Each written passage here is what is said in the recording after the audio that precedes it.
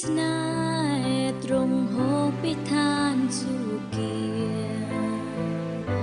បំពេញចិត្តខ្ញុំ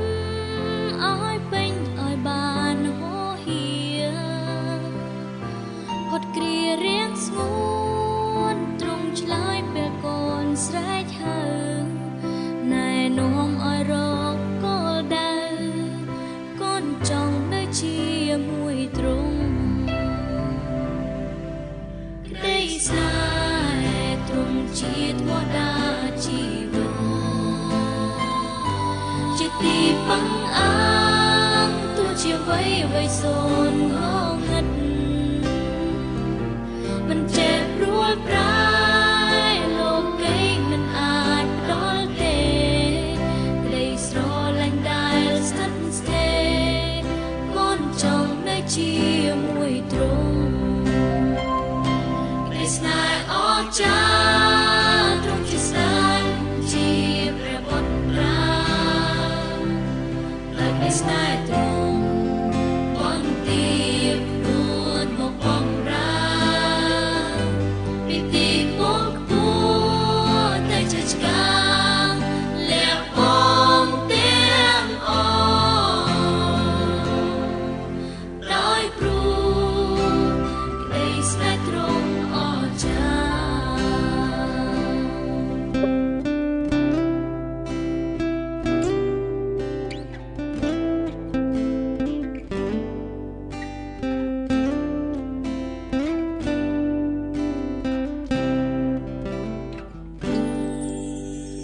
ស្នេ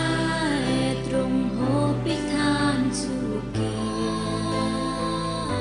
បំពេញចិត្តខ្ញុំឲ្យពេញឲ្យបានហូរហៀ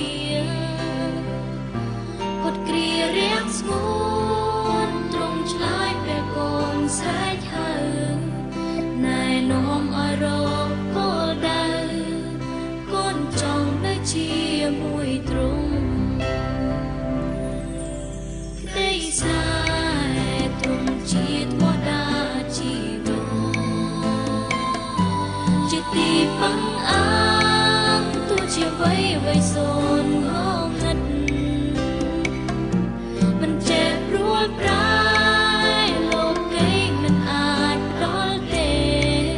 ក្តីស្រឡាញ់ដែលស្ថិតស្ថេរកូនចង់នៅជាមួយទ្រង់ស្នេហ៍អស្ចារ្យទ្រង់ជាស្ដេចជាព្រះបុត្រាលើកនៃស្នេហ៍ទ្រង់បន្ទាបរួតមកបម្រើ